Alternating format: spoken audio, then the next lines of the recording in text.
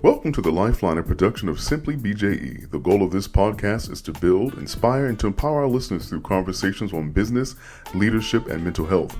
We invite you to follow us on Facebook, Instagram, and at www.simplybje.com/The Lifeline. Now, let's tune in for today's episode. Top of the day, everyone. Thank you for joining us for this episode of The Lifeline. We're your hosts, life strategist and entrepreneur Bo Powell, social media influencer and owner of the For Real brand, Lindsberg Petway, and yours truly, leadership consultant and mental health advocate Barry J. Elliott. You can visit us at www.simplybja.com/The Lifeline and on social media on Facebook, Instagram, and now on YouTube. Today, we are blessed to have small business owner, public speaker, and recruiter in Houston, Texas, Mr. Stephen W. Coleman. He is the president of NameLoc Incorporated, which is focused solely on financially impacting families, churches, and the local community. Mr. Coleman, thank you for joining us today. How are you? I am doing blessed. I am doing amazing. And how are you guys doing? Y'all good? Good. Doing great, man. great. It's another great day. Yeah, man. Happy to have you on, Steve, this morning. We go way back, and really excited about this conversation this morning about financial literacy. My first question I'd like to know, well, it's going to be two parts. Let our listeners know a little bit about who you are, your background, your credentials, but then also talk about that passion for financial literacy, where that came from, and why that conversation is so important. Oh, man, great question. Well, I've been in the financial services space or industry for, close to 30 years now. Wow. I graduated from college and actually have a degree in broad field criminal justice, believe it or not. Was in my field for about 6 months, realized that, I wasn't going to make a lot of money in criminal justice. And not to say that that's a bad field, because I don't want anyone to, jump my throat. But, was in my field for probably about 6 months and had the opportunity to go into banking, which is something I really wasn't interested in.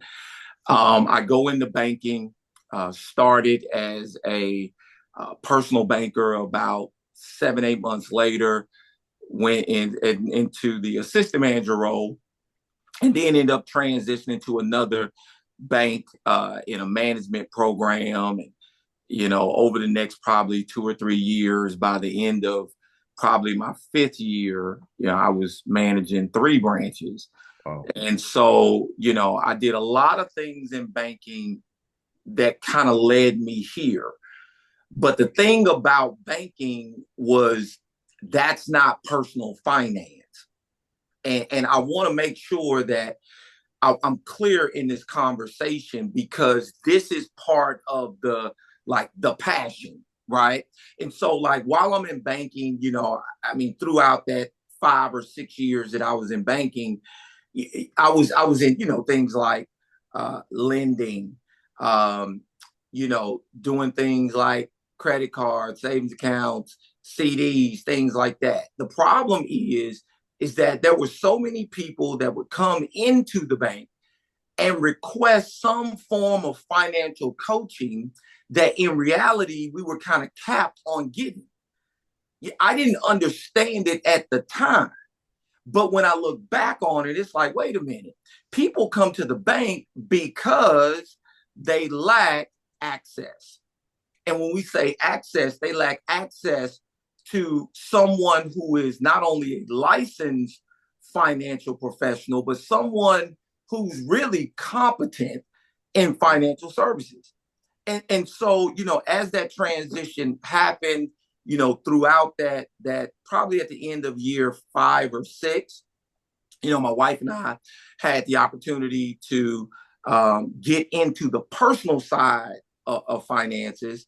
And so when we started that process in 2001, that's when my eyes really started to open about personal finance. And I was like, wait a minute.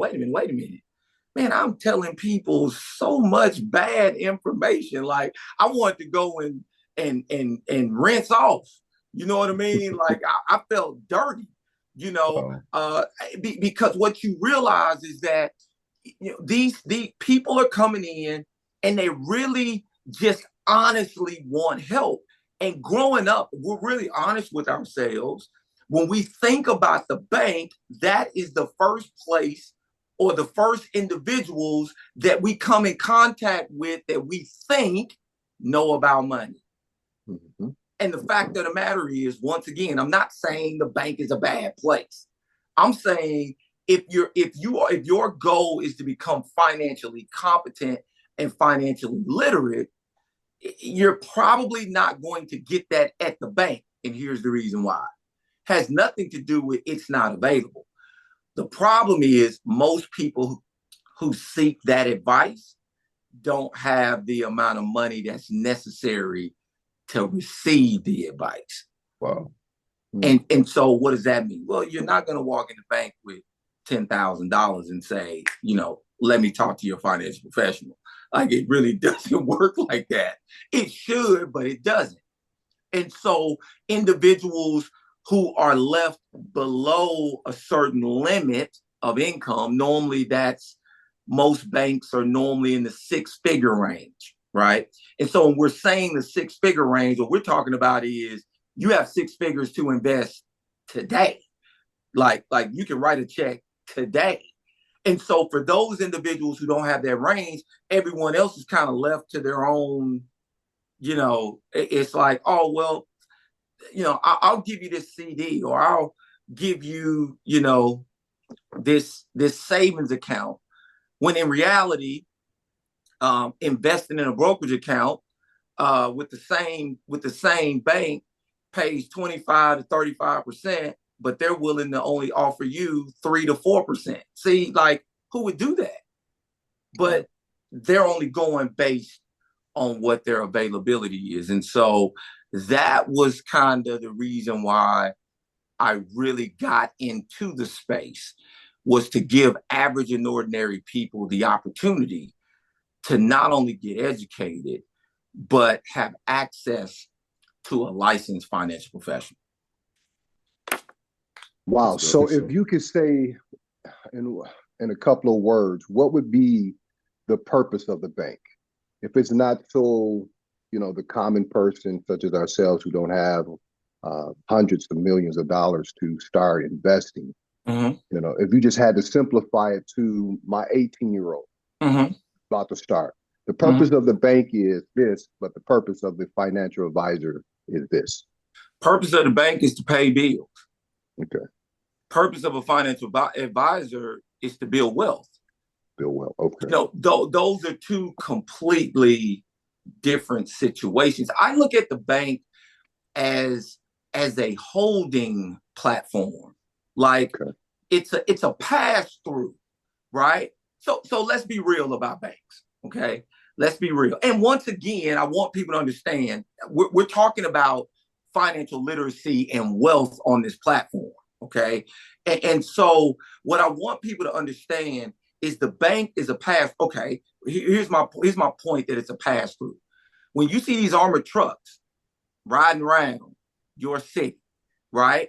What they're doing is they're moving money from place to place to place to place. All the bank is the middleman. Okay. And so if it's the middleman for wealth, meaning all they're doing is moving money from place to place to place to place, it's just a pass through. And no one keeps their money in the bank to build wealth. It doesn't work that way. It has to be distributed throughout the global economy to actually be able to create wealth. And so for the average person, you use the bank to pay bills, right? You use the bank to create a lending relationship. That's a whole nother deal. But that's what it's used for. If you want to create wealth, you're probably not going to create wealth through the bank unless you hit that income limit. And what I would suggest to all the listeners is call your bank and ask them, right? Call your bank and ask them, what is the limit? Okay, how much money do I need to have to sit down and have a financial conversation with your licensed financial advisor. And they'll be able to point you in the right direction. And then you'll understand, like, oh, okay, I see what's going on here. Outside of that, you get three options: savings account, money market, CD, which none of those things are going to lead you to wealth. So what are some practical things that beginners can do to try to set themselves up financially for the future? What are the things that we can do? Okay, some practical things, and these are just basic things that we hear all the time, but I truly believe are really overlooked. Okay, the first thing that a person needs to do is they need to be honest about where they are. Look, we all know, we can all sit here, right? We can all sit here, and if I just ask each one of us a basic question like, how do you feel like you're doing financially? And say on a scale from 1 to 5, how are we doing financially? Every single one of us knows the answer to that question. The question is not if we know. The question is if we'll tell the truth about what we know. And so I think the first thing we have to do is be honest about where we actually are financially. Okay. And then the second thing I think we need to do is, the easiest thing to do is to seek advice. Okay. And seek advice from a licensed financial professional. I think that that's the key. Now, I know we live in a society of DIY. Okay. This is not like building the porch in your backyard. You know what I mean? This is not like, stripping your kitchen cabinet.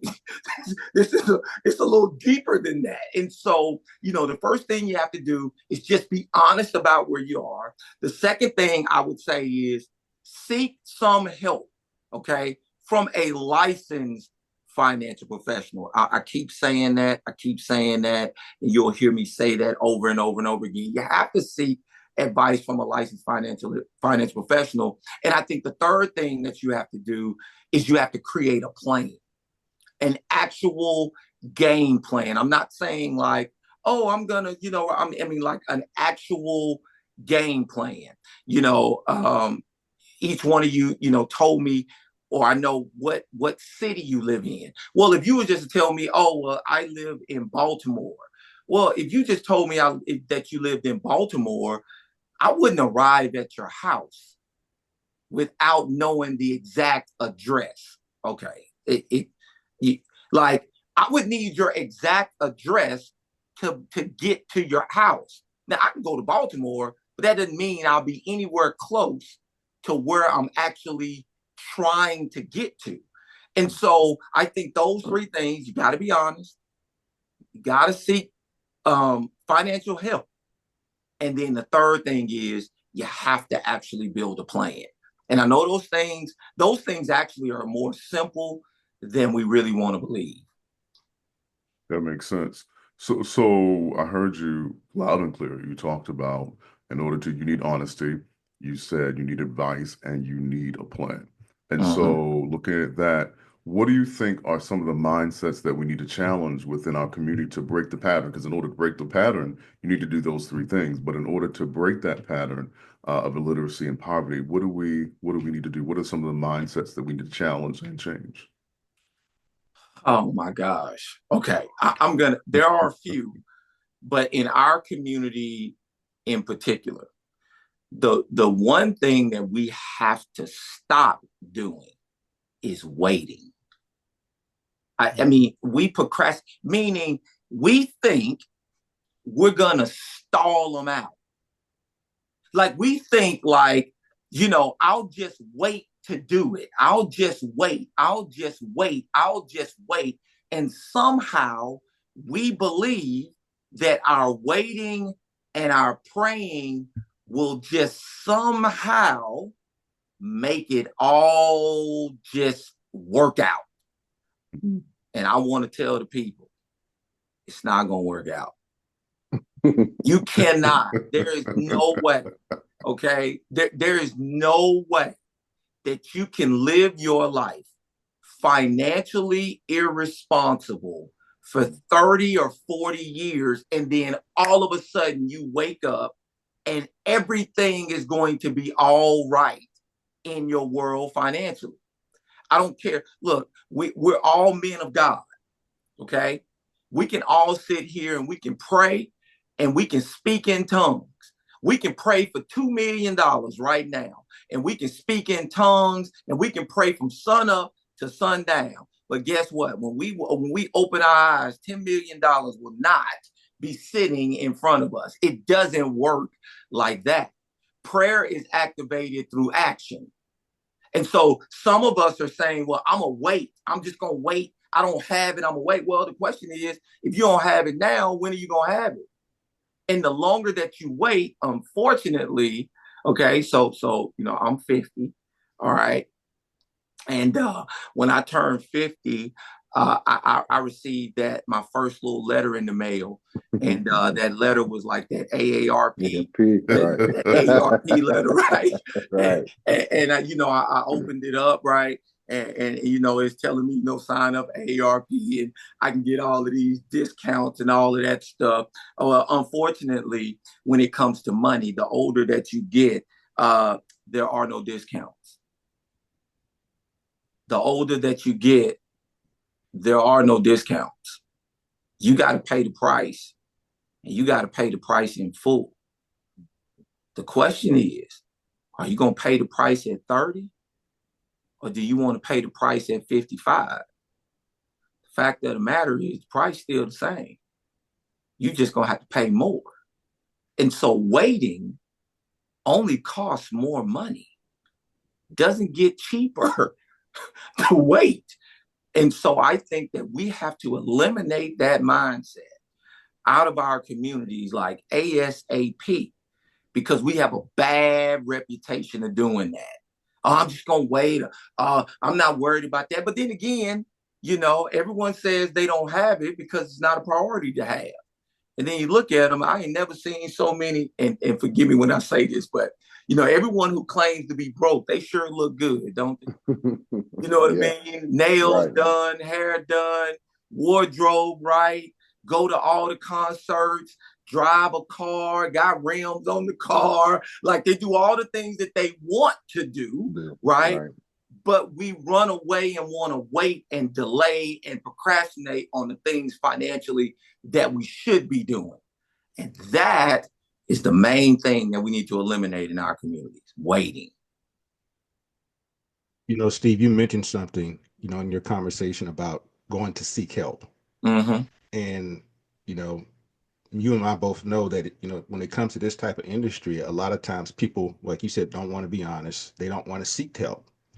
So even though they may know their stuff is jacked up, just being honest with somebody and getting some help sometimes that's the challenge that we face. So people tend to turn to the wrong places to seek advice and try to apply it in their lives. And so one of the things you mentioned about is getting with a licensed person. Mm-hmm. And, you see a lot of people on the internet that are licensed, but they're not licensed in all the right areas for that. And so I think the challenge people tend to or not realize because they just don't know is most of the people that they hear on the internet are not licensed to be able to completely give them a strategy, which you can't come and get online and get a strategy because nobody's really evaluated your situation. Mm-hmm. So can you really talk to the importance of, like you said, not just being honest, but getting with the right type of people and how important it is to develop that strategy? Let's see if I can ask that a little bit better. Well, I'll just say this. I looked at a statistic that said 60% of people go to the internet to get financial advice. Mm-hmm. Can you talk about how dangerous that could be by not sitting down with someone who can actually evaluate your situation and not just looking to the internet? Oh, this sounds pretty good. Let me apply that to my life. If you know what I mean? Right. I got you. Okay. So here's the unfortunate part about that. There's really not anything we can do about it. You got me? Mm-hmm. And let me explain when I say there's not much we can really do about it. Look, people are in pursuit. Okay. They're in pursuit for some form of knowledge or education because we know that there's a lack of financial education. Here's the problem. You have most people are either uninformed or misinformed. And so if I don't know, so let's just say, for instance, I'm uninformed, meaning I know nothing. All right. I'm seeking advice. I go and we have this tendency, okay? We have this tendency, all of us do, if we're really honest. It's like a principle of human nature. We have this tendency to be swayed by the things that sound good and sound easy.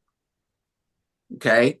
We're swayed by the things that we feel like, oh, that sounds good, or we'll get the, that's all I have to do. Oh yeah, I'm doing that because it sounds easy. Okay. And unfortunately, we go through that process a couple of times and we like, well, wait a minute, this is wrong. But it might not necessarily be wrong, right? The strategy may not be wrong. It just might not be right for you right now. And I think that in today's financial climate, that's what we deal with. You have people that try to give a one strategy fits all approach, and that's just not feasible. It's just not. You have to go through an actual analysis to really figure out where you are. And so you'll have people that hear things or see things and say, well, I want that. It's like, no, you think that's what you want, but you're not there yet, if that makes sense. Like, you probably need to start here. That strategy will work once you get to this place. But that strategy is not going to work for you right now because you hear, right? And so I think that that's where the misinformation comes in. You know, and this, and I tell people all the time, this is not about, and I'm not going to go too deep into that, but this is not about this strategy is right or this strategy is wrong. It's more so about this strategy is right for you now, and this strategy is wrong for you now. It doesn't mean that that strategy won't be right for you at some point. But where most people currently are, some of the strategies, I would probably say, for where most people are financially, I would probably go on a limb and say 80 to 85% of the strategies that they hear online won't work for them. They're just not there yet. I didn't say it wouldn't work. I'm saying it's not going to work now. You need time. You need resources. You got to be in a certain place for that strategy to really be able to really work and create wealth. And so I think that's the part that is unfortunate because we can't stop it. You know what I mean? It's a misinformation train. You got me? And so it's also first come, first serve, right? The person who gets to you first, that's the person you probably going to believe, right? You get to that part. Oh, well, they told me this, because you don't know any different. A person like, well, this what my guy, a person told me to do X, Y, Z. But here's the problem, okay? The problem with that is that there is a good chance that a second person is probably not coming anytime soon, based on where people are financially. When you have money, meaning resources, oh, people knocking down your door all day long to give you a strategy. But when you're where most people are financially, you don't have people knocking down your door. So you blessed to get one. You got me? And you hoping and praying that this one that I've received is the right one until another one comes, right? If that happens. And statistics show that's probably not happening anytime soon. So hopefully that answers the question. Yeah, it did. And because what I'm hearing from that, people just have to be patient. Yep. And once they figure out where they are, I was looking at a statistic the other day that said 62% of households do not own any type of assets for retirement, Mm. which, and speaking of African American households, no Mm-hmm. assets for retirement. Mm-hmm. And so that's kind of like you said, hey, you got to be honest about where you are and be able to analyze your situation before you even start looking at, because most of these strategies here online are typically suited for the ultra wealthy and stuff like that. So definitely a key point for that. So closing comments before we tend to we close out this episode. Steve, what would be your message to really cap this conversation today to our listeners? Get help. Seek help. Seek knowledge. Seek understanding. That's Proverbs, right? Mm-hmm. In all you do, seek understanding. Proverbs also says, surround yourself with wise counsel. We have to surround ourselves with wise counsel. And I would caution to stay away from the things that you think sound good or you think sounds easy. Because I'm here to tell all of the listeners, right? There is no easy way to create wealth. There's just no easy way to do it. You have to be patient. There has to be a strategy in place. There are a lot of things that have to happen and you need time. And I think that that's the part that is important. And I think, Bo, you just said it. You have to have a level of patience that that you're dealing with.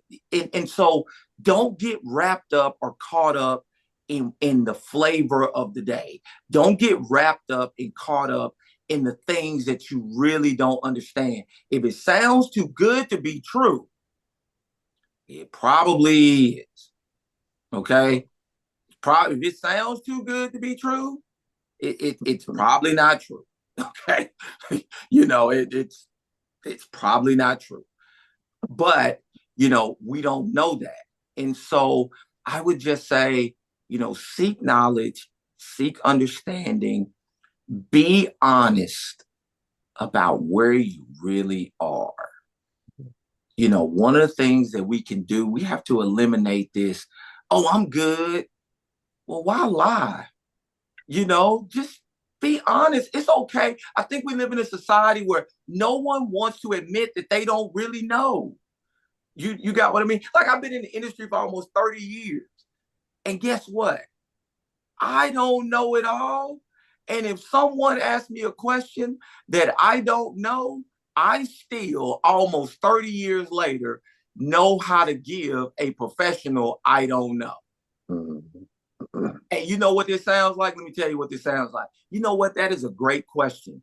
So I don't give you the wrong answer. Let me make a couple of calls to make sure that I can give you the right answer, and I'll get back to you. What you'll figure out is people will appreciate that. Yeah. And I'm telling you, I'm 30 years in and I don't know it all. And so to say, oh, I'm good, or I got all that. No, most people don't. They don't. Okay. The statistics show that they don't. And we're all part of some form of statistic, right? And that is one of them. I'll tell you one statistic that's real. One statistic that's real is the average Social Security check is $1,757 a month. No one on this call can live on that. That's real. And what we have to ask ourselves, is that what we want? Or do we want something different? The only way to get something different is we got to be honest with ourselves. That's good. You said That's something. For real. You said something.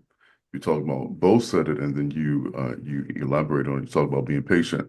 I think both of you as financial professionals, I never thought about it just now. I think one of the things that you both have to compete against is people's need for or desire for instant gratification. Nobody wants to delay gratification. So I can imagine how difficult that is for both of you. It well, I mean, it's difficult just because of the industry, Mhm. right? But what people have to realize is, it's easier said than done. I think what my agency, I think what we have done, I think it's a great asset that we use, and we actually create and offer a free consultation for our clients. And we consult them first, and we use a lot of different tools and resources, and obviously our own personal knowledge, along with a little bit of artificial intelligence, to be able to analyze where a person is. And so what we have to understand is having a conversation doesn't cost, but you have to be willing to have the conversation, right? And I think that we got to get to that point, and and and once we get to that point, things are kind of made clear about what path that we need to take. But it doesn't. I'll tell people all the time, like, people will come and talk about debt, right? Well, none of us got in debt last night, right? So because we didn't get in the debt or the financial situation that we were in last night, right? We're not gonna get out of it tonight. You got what I mean? And it's like we can all expect that. Like we have that expectation. Well, like, I want to get it done now. Well, you didn't get to this point like that. It might seem like it, but you didn't get to this place overnight. You methodically, whether you were conscious or unconscious about your finances, got to the place that you are. All of us did, whether consciously or unconsciously. All of the choices that we made got us to this point. And now we're making a conscious decision to change. We can't possibly think that just because we made a conscious decision to change, that it's going to change in a month or in 6 months or in a year. It takes time, and you have to have consistency, and consistency will win out every single time. Yeah, Every and time. scripture, diligent, just being diligent. And when you were speaking, Steve, it just made me think about, we all know that scripture, a good man, meaning a parent, good parent leaves an inheritance for their children's children. And so what that tells me is that you have to begin to think generationally about your money. Mm-hmm. That's a long-term strategy. A lot of patience, a lot of diligence, a lot of planning goes into that. Because until we really start thinking generationally about our money, I think we're psychologically going to be predisposed to make bad decisions financially, or at least fall short in how we look at things. Until we start planning for generations. When you look at a lot of the wealthy families that we know, they've had a generational wealth plan in place for a long time, and I think, and so it's been strategic, passed on from one generation to the next. But I think when people hear stuff like that online, and they hear maybe solutions online that wealthy people have done, it was because they had money. They already had money to do that. And so you've got to back it all the way down, all the way back to the very beginning. And that's where you started it, like you said. So I think that's absolutely phenomenal. So before we end the episode, Steve, let our listeners know how they can find you on social media. Mm-hmm. How they can take advantage, or maybe reach out to you to get a consultation or something like that. Well, two things. I'll give my number, contact information. You can reach us at Stephen Coleman, which is the Inc. agency. You can reach us at 877-262-7903. Once again, that's 877-262-7903. And you can reach me on my social media handle at NameLoc Inc. 99, which is on Instagram. So NameLoc Inc. 99 on Instagram. And so you can reach me in either one of those two places. All right. And so I look forward to hearing from you. I tell people all the time, a conversation doesn't cost anything. Don't be afraid to at least have a conversation. Absolutely. Well, this concludes another episode of The Lifeline with your host, BJE, Lynchburg Petway, and Bo Powell. And don't forget to check us out at www.simplybje.com/The Lifeline and on social media. Look, we're on a mission.